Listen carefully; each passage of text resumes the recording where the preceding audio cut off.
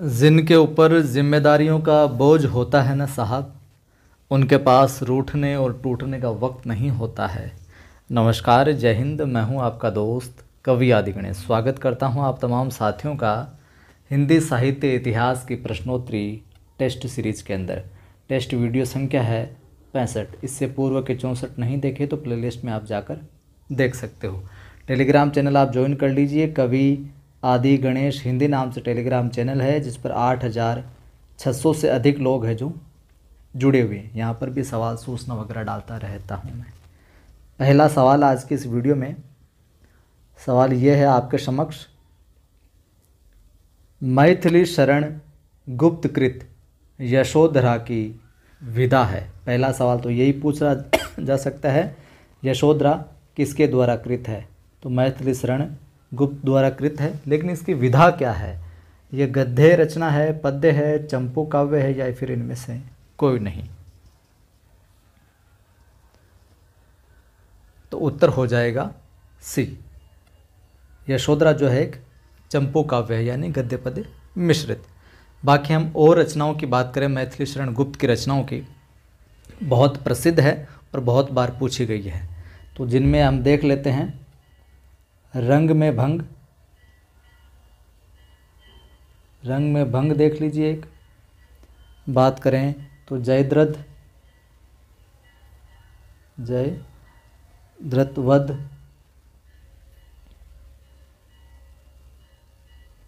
बात करें झंकार, द्वापर, और हम बात करें तो पंचवटी, इसके अतिरिक्त विष्णुप्रिया, विष्णुप्रिया का ध्यान में रखिएगा, भारत भारती, साकेत, और बात करें तो किसान। इनकी प्रमुख रचनाएं देखने को मिलती है। रंग में भंग, जयद्रथ वध, झंकार, द्वापर, पंचवटी, विष्णुप्रिया, भारती, साकेत और किसान गुप्त जी की। अगला सवाल है, जकी उपनाम से, उपनाम और अरबी फारसी के अंदर तखल्लुस बोलते हैं, जकी उपनाम से कौन प्रसिद्ध हिंदी कवि उर्दू में गज़लें जो लिखा करते थे? हिंदी की कवि थे, लेकिन उर्दू के अंदर जकी उपनाम से लिखते थे। श्रीधर पाठक, जगन्नाथ दास रत्नाकर, गंगा शरण सिंह, या फिर अयोध्या सिंह उपाध्याय हरिओद? बताओ कौन लिखता था इस नाम से? उत्तर हो जाएगा बी। जगन्नाथ दास रत्नाकर साहब जो हैं, ये जकी उपनाम से हैं जो गज़लें लिखते थे उर्दू में। गुरु के नाम की बात करें इनके हम, तो नवनीत लाल चतुर्वेदी। पूछा नहीं जाएगा, लेकिन फिर भी नवनीत लाल चतुर्वेदी, ठीक है। और हम बात करें इनकी काव्य कृतियों की, तो जिसके अंदर आता है, पहले मैंने बताया था, गंगावतरण, उद्धव शतक, इसको जरूर ध्यान में रखना, उद्धव शतक, हरिश्चंद्र,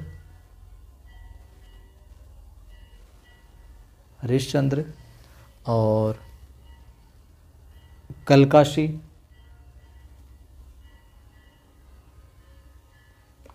और विराष्टक, ठीक है। ये इनकी रचनाएं देखने को मिलती है। अगला सवाल है, निम्नलिखित में से एक द्विवेदी युगीन कविता की प्रवृत्ति नहीं है। यानी कि जो चार ये विकल्प हैं यहाँ पर, चारों के अंदर तीन तो द्विवेदी युगीन कविता की प्रवृत्तियाँ हैं, एक नहीं है। तो कल्पना का अतिरेक, राष्ट्रीयता, इतिवृत्तात्मकता, नीति और आदर्श का चित्रण। तो कौन सी प्रवृत्ति नहीं है? उत्तर हो जाएगा ए, कल्पना का अतिरेक। ये चीज़ है जो, ये प्रवृत्ति है जो नहीं है। तो ये प्रवृत्ति फिर कल्पना का अतिरेक किस युग की है? तो ये छायावाद की प्रवृत्ति है। किसकी है? कल्पना की कल्पना का अतिरेक छायावाद की प्रवृत्ति है। बाकी राष्ट्रीयता, तीव्रतात्मकता, नीति और आदर्श चित्रण ये सारी की सारी द्विवेदी युग की है। अगला सवाल है, ज़्यादा से ज़्यादा वीडियो को लाइक किया करें, आप शेयर किया करें ताकि और साथियों की मदद हो सके और अपना ये परिवार चैनल भी आगे बढ़ सके। इतनी अपेक्षा, आशा, उम्मीद रखता हूँ कि आप ज़्यादा से ज़्यादा शेयर किया करें। पहली बार देखने वाले सब्सक्राइब कर लें चैनल को, घंटे निशान पर क्लिक कर लें। सवाल है, उठ जाग मुसाफिर भोर बही, अब रेन कहाँ जो सोवत है, किस अवधि सम्राट कवि की रचना है? कि उठ जाग मुसाफिर भोर बही, अब रेन कहाँ जो सोवत है। विश्वनाथ त्रिपाठी, वंशीधर शुक्ल, विश्वनाथ पाठक, अदम गोंडवी। उत्तर हो जाएगा क्या? बी, वंशीधर शुक्ल महोदय की। किसकी है? यह अवधि सम्राट कवि वंशीधर शुक्ल की रचना है। वहीं उठो सोने वालों सवेरा हुआ है, कदम बढ़ाए जा, कदम कदम बढ़ाए जा, खुशी के गीत गाए जा। इस तरह की कालजयी रचना सृजन करने वाले भी कौन है? वंशीधर शुक्ल साहब। ये भी इन्हीं की पंक्तियां हैं। सवाल है, द्विवेदी युगीन निम्नलिखित रचनाओं में से एक महाकाव्य नहीं है। यानी कि 3 महाकाव्य हैं जो कि द्विवेदी युग में लिखे गए हैं और एक कौन सा नहीं, वो बताना है। जयद्रथ वध, प्रिय प्रवास, साकेत, चिंतामणि। तो उत्तर हो जाएगा ए, जयद्रथ वध जो है ये महाकाव्य नहीं, ये काव्य ग्रंथ है। और रचयिता कौन है? मैथिली शरण गुप्त साहब। गुप्त जी का अपने साकेत महाकाव्य है। और प्रिय प्रवास जो है यह अयोध्या सिंह उपाध्याय हरिओद का है। किसका है? अयोध्या सिंह उपाध्याय हरिओद साहब का है, जो कि खड़ी बोली हिंदी का प्रथम महाकाव्य भी माना जाता है। ध्यान में रखना इस चीज़ को भी। रामचरित चिंतामणि जो है वो रामचरित उपाध्याय का महाकाव्य है। आगे बात समझ में? यहाँ पे पूरा नाम नहीं लिखा, मिस टाइप हो गया। रामचरित चिंतामणि था यहाँ पर विकल्प, रामचरित चिंतामणि। सवाल है, द्विवेदी युगीन कविता के संदर्भ में इनमें से कौन सा कथन गलत है? द्विवेदी युग की जो कविता है उसका कौन सा कथन गलत है? यानी कि 3 सही होंगे।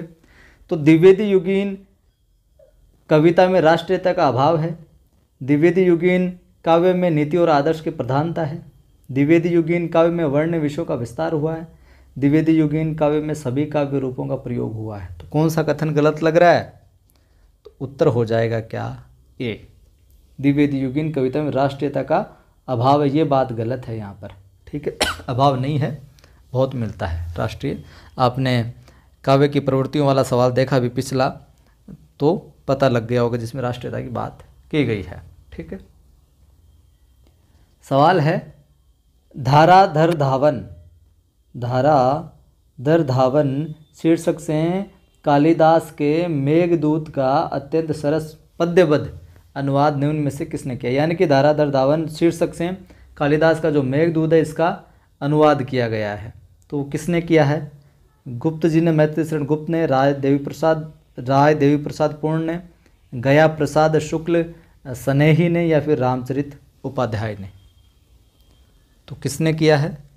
उत्तर हो जाएगा बी विकल्प, राय देवी प्रसाद पूर्ण ने है जो किया है। इनकी कृतियों की बात करें तो मृत्युंजय, स्वदेशी कुंडल, राम रावण विरोध, अमलतास, ये रचनाएं मिलती है राव देवी प्रसाद पूर्ण की। कौन सी? स्वदेशी कुंडल, स्वदेशी कुंडल, मृत्युंजय, ध्यान में रखना, राम रावण विरोध, रावण विरोध, लिखावट पे नहीं जाइएगा, जल्दी लिख रहा हूँ। एक आती है अमलतास, ध्यान में रखना इसको भी, अमलतास, राय देवी प्रसाद पूर्ण की।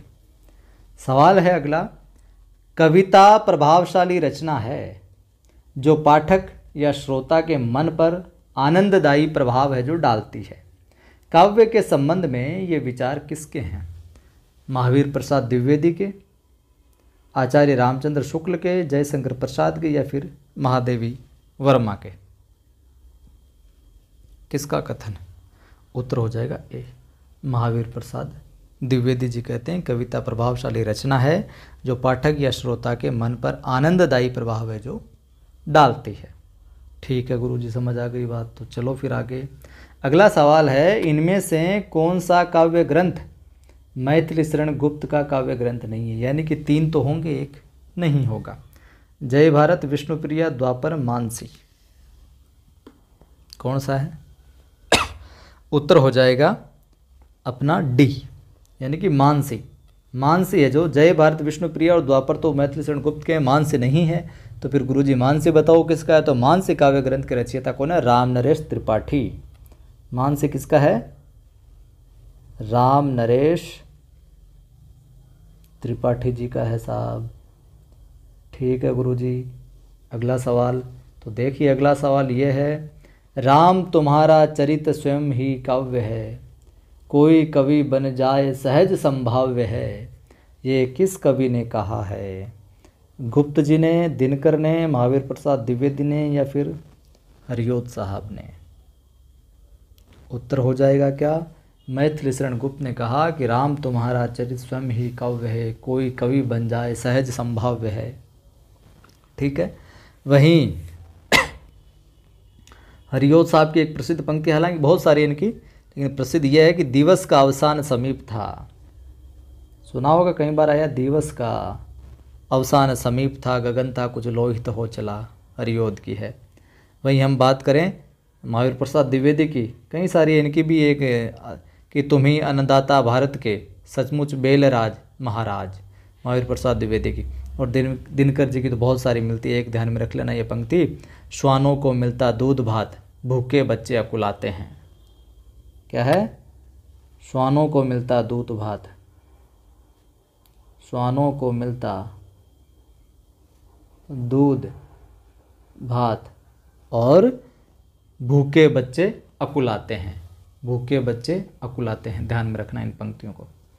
सवाल है, निम्नलिखित में से किस प्रबंध काव्य की रचना इस उद्देश्य से हुई है कि उर्मिला काव्य की जो उपेक्षिता न रह जाए? कि इनमें से एक प्रबंध काव्य इस प्रकार से लिखा गया है उर्मिला की, उर्मिला काव्य की जो है, उर्मिला जो है काव्य की उपेक्षिता बनकर न रह जाए। तो कौन सा लिखा गया वो? गुरुकुल, साकेत, रंग में भंग, पंचवटी। तो आपको पता है वो कौन सा है?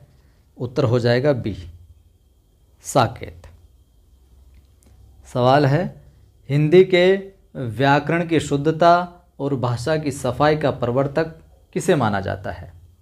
हिंदी के व्याकरण की शुद्धता और भाषा की सफाई का प्रवर्तक हजारी प्रसाद साहब, जयशंकर प्रसाद, भारतेंदु हरिश्चंद्र, महावीर प्रसाद द्विवेदी।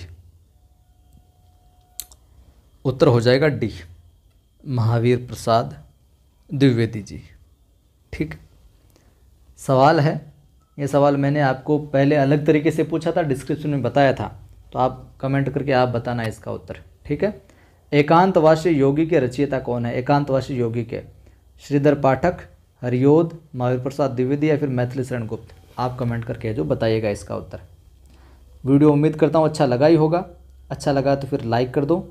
सभी ग्रुप में सभी दोस्तों को जरूर, हर बंदा देखने वाला एक एक बंदे को भी चैनल से जोड़ोगे, शेयर करोगे तो भी अपना परिवार आगे बढ़ जाएगा, साथियों की मदद हो पाएगी। शेयर किया करें आप। और पहली बार देखने वाले साथी चैनल को सब्सक्राइब कर बेल आइकन क्लिक करें ताकि हर वीडियो की सूचना मिलती रहे। टेलीग्राम चैनल का लिंक डिस्क्रिप्शन में मिल जाएगा, कवि आदि गणेश हिंदी नाम से। 8600 से अधिक लोग जुड़े हैं, उस चैनल को आप ज्वाइन कर सकते हैं। जय हिंद, फिर मिलता हूँ।